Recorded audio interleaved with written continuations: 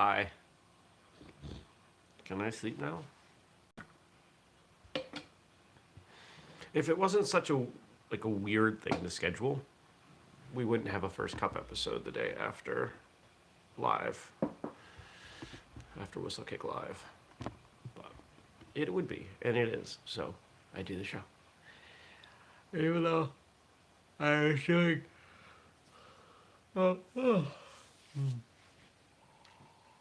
I slept. I even slept well.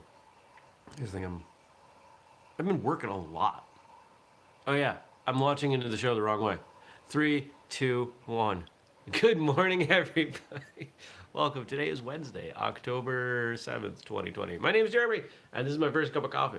See, I didn't even do the show right.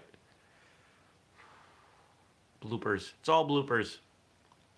If it was a blooper reel, it'd just be the same thing.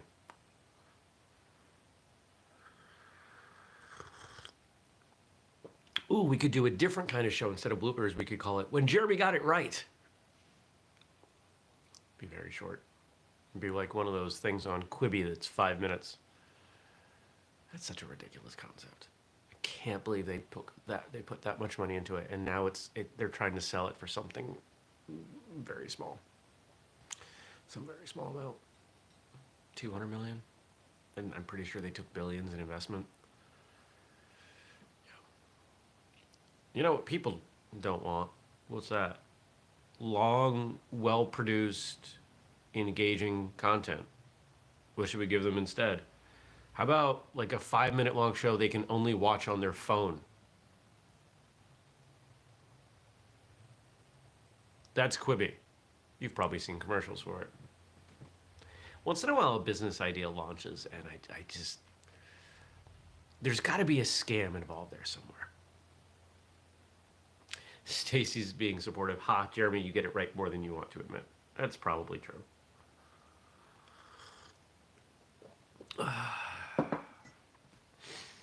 No, I did. I slept well. I need more. The last couple days of work, I'm going to be honest, I have crushed it. If you're a longtime viewer of this show, you know that I have struggled on Mondays at times. Not this Monday. And sometimes when I have a really productive Monday, Tuesday falls by the wayside. Not yesterday. I've gotten more done this week thus far than I think that some people get done in a whole week. Keeps me out of trouble, as some of the old timers say.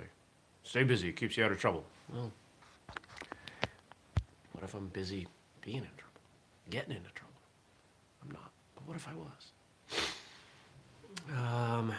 So what's today? Today's an interesting day. Going to meet with a new client.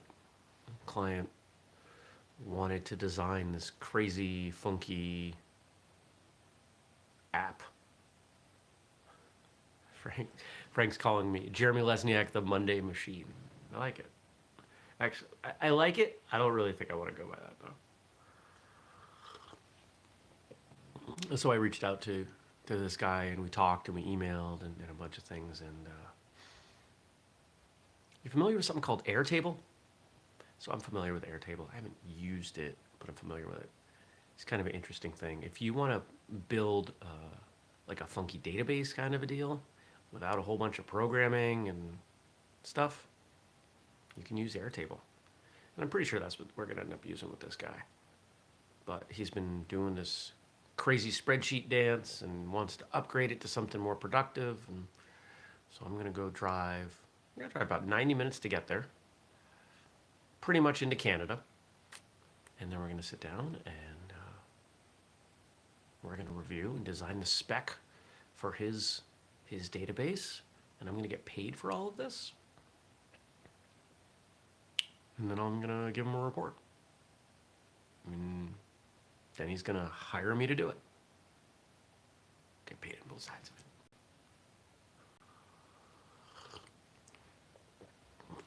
it. Why pay or do the sales aspect for free when you can get paid to do it?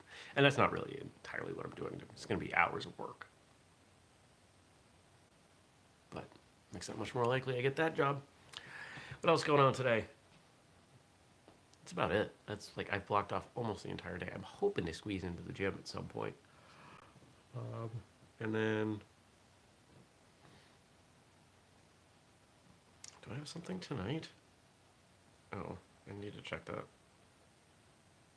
Otherwise, it's going to bother me. You know what else bothers me? That it's 2020 and the Android calendar app still always shows the number 31 on the icon. You should be able to fix that. Didn't Apple? I'm pretty sure Apple fixed that. I have a meeting at 5. A Zoom meeting. I'm zooming at 5. It's gonna be one of those days. Uh-oh. Well, let's see. What are you all sending for me to talk about? We got stuff from Stacy. We got stuff from Frank. All right, we're gonna start with Frank's stuff. So shout out to Frank. Thank you, Frank. The material that you submitted for live last night was awesome. That was some of the best stuff that you've done. I liked it. I had to review it all before. Actually, I didn't have to, but I did. I skimmed through it because I knew I wouldn't really get a chance to watch it during the opening previews. That was a good time. But Frank, with his wonderful sense of humor, today, October 7th, 2020, is Bald and Free Day. Thanks, man. You know what's ironic is I have more hair than a lot of men who don't shave their head. And I just don't have to worry. I don't use shampoo. I don't need to. There's nothing to keep clean. It's just a scalp. I just scrub it. That's all I need. I've been shaving my head since I was 12. Not this thin or this short. I think at 12 we were doing ½ inch. And then I went to ½ inch in college, and now it's, hey, how close will those clippers get? So we got 4 quotes about being bald. I think 3 of them are from bald people. 1 is very much not bald. When others kid me about being bald, I simply tell them that the way I figure it, the good Lord only gave men so many hormones. And if others want to waste theirs on growing hair, that's up to them. John Glenn. I actually say it's evolution. If you look at evolution and our ancestors, they had more hair. You can even show that over the course of time, our species has lost hair. Thus, by having less hair than some of you, I'm making the argument that I am more evolved.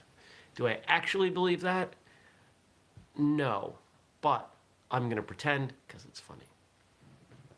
See, you jumped on the couch. You're fine.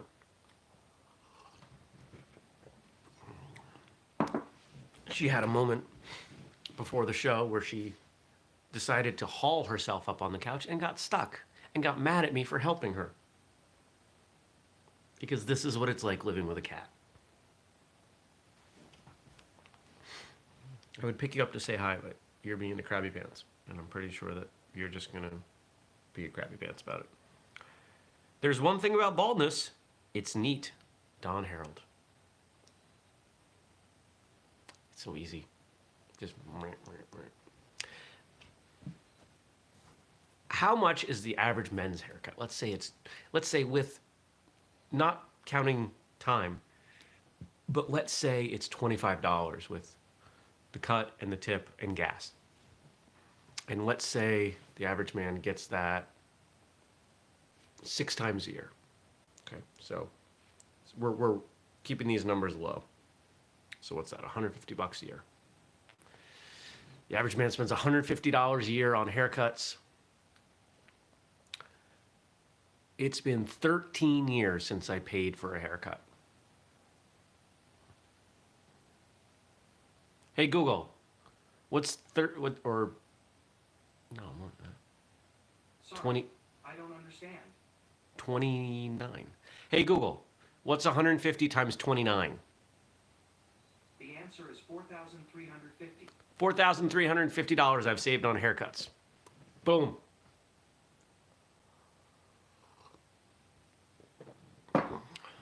Worth it.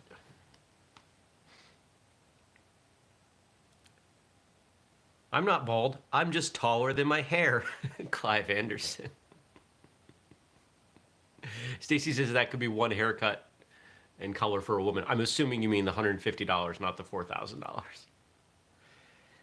Yeah, ladies, you spend a lot on your hair. That's cool.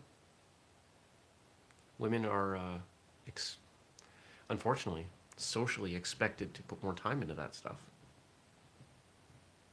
Hey, if somebody looks good, they look good. It's not the haircut.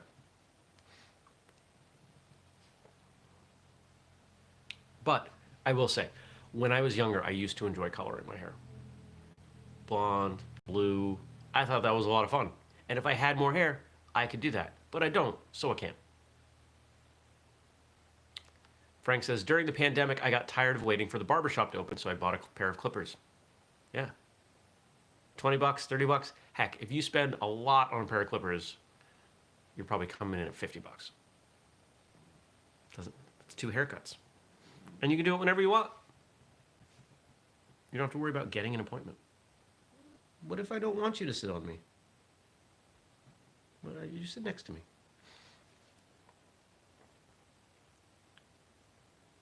I love bald men. Just because you've lost your fuzz doesn't mean you ain't a peach. Dolly Parton.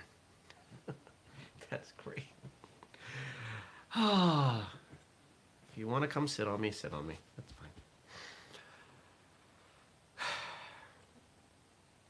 I used to tell people that I didn't lose my hair, it just fell. And I caught it on my chin.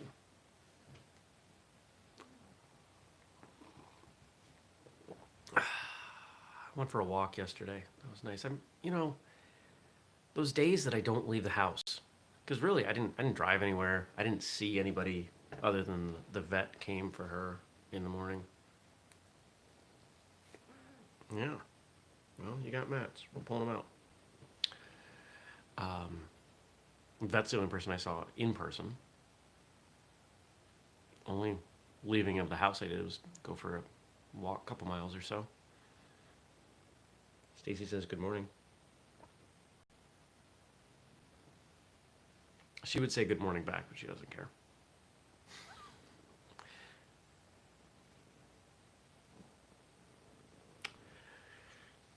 She's losing a lot of weight. She's not eating very much. I don't know how much longer we got. But she's happy, so we just keep going. Right? Oh, that's going to be a tough day. Let's pretend it's never going to happen.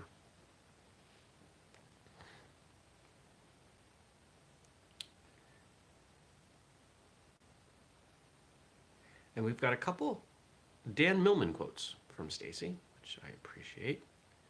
Dan Millman being the author of Wave the Peaceful Warrior and a bunch of other books similar. And let's read this one first. The secret of happiness, you see, is not found in seeking more, but in developing the capacity to enjoy less. Say it another way, appreciate what you have. Value where you are. Doesn't mean you have to stop looking for more and growing, and doesn't mean you shouldn't have goals. But it does mean that an appreciation of what you have is worth your time and effort. I would, let's look at this a couple different ways.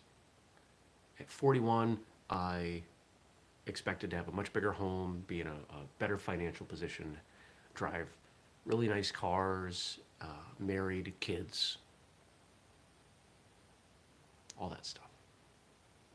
And I could sit and dwell on how and why I don't have those things and being frustrated. Or I could say, you know what? I've got a great home. Doesn't require much money, much upkeep. I've got a great piece of land where I get animals of all kinds hanging out. I grow tasty food, and I don't have to share my life with anybody that I don't want to.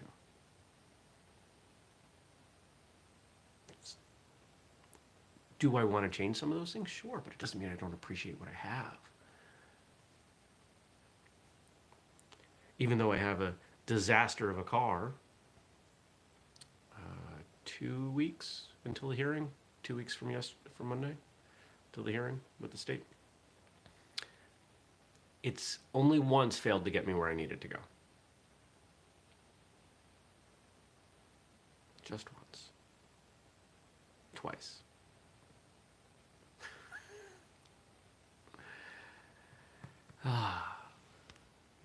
Frank says, next on PBS, it's The Zuza Show. This program is made possible by a generous grant from the Jeremy Lesniak Foundation.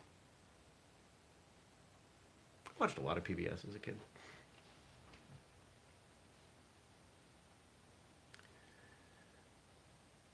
If I understand it correctly, Buddhist philosophy says that pain comes from wanting what isn't, what you don't have, or wanting what isn't true to be true. And the more you can develop the skill to be happy and value where you are and what you have, the happier you'll be. I agree. Don't bite me.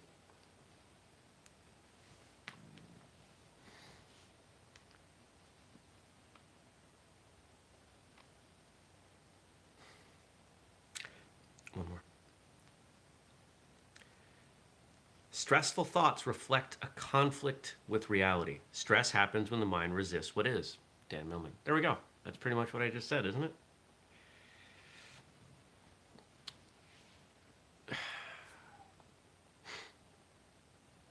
I spend time on social media. Most of us do. And this is the greatest issue. And the thing that I would encourage any of you watching, if the way the world is stresses you, I think you should make a decision. Either put your effort into changing it or accept it. Because complaining about it is useless. It focuses your time and energy on things that you are presenting as beyond your control. How many hours a day do we culturally waste complaining? Don't try to do that math. It's awful.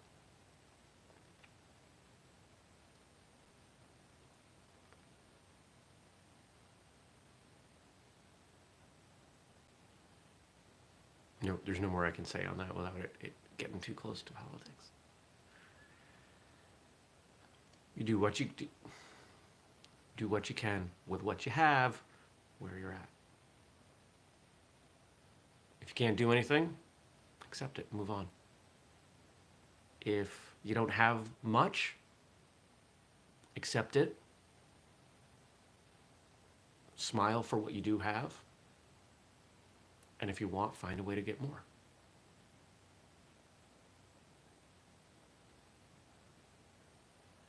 Stacy says, I knocked off all social media for 4 days, except for Facebook Messenger, for 4 days this past weekend through last night. It was awesome. Cool. I will be very honest. If I did not have professional reasons for social media, I wouldn't use it nearly as much.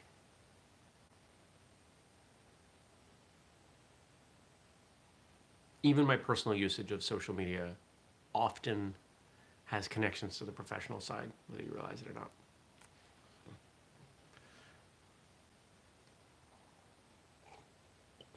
All right. I really wish I could just sit here and snuggle the cat, drink more coffee.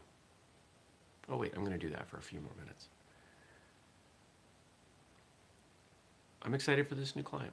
I'm excited for where things are going with whistlekick. We've got some good stuff going on. The book segment, the book channel, whatever you want to call it, is almost profitable. We are selling a bunch of books, Martial Artist Handbook, and a bunch of other things. A lot of transcripts and collections from the podcast globally. And I think last month we only lost $3 on the advertising side. $3, brought in X, spent a little, close to that. If you know anything about Amazon's ad platform, it takes some time to dial it in. But we're getting there, and that's cool. If any of you have purchased books, please go leave the reviews. It makes a huge difference. We need more reviews over on Amazon. And if any of you have not and want to, reach out to me. I can tell you what, I'll trade you a free digital copy for a review. An honest review. I'm not going to tell you what to say or how many stars, but if one of the books that we've got out there, if you want to check it out as a Kindle read, or I can send you a PDF, shoot me a message or an email. That's our next phase, is getting some reviews going on those books. All right. I'm going to go. For those of you who are watching, please make sure you hit the thumbs up button. If you're new, make sure you subscribe. We've got a bunch of stuff. Whistlekick Live will be out tonight at 9 p.m. Eastern here on YouTube, so you can watch the replay. Aside from about a 5-minute segment where the audio for our first ever guest didn't come through great. It was a good show. Actually, feedback was it was a very good show, and so I'm bummed about that part, but we've already got time scheduled next week to figure out what the heck happened, because we thought we had it dialed in. Clearly we did not. I appreciate all of you. If you have questions, if you have comments, things for me to respond to on this show, drop them below once the show closes, and I will respond tomorrow. And if you want to support the work that we do, go to the Patreon, buy something at whistlekick.com, tell friends about what we're doing, etc. Stacy says, have a great day. Travel safely, enjoy the tunes. Thank you, Stacy. And the same to all of you. Enjoy your day, and see you tomorrow. Take care, everybody. Peace.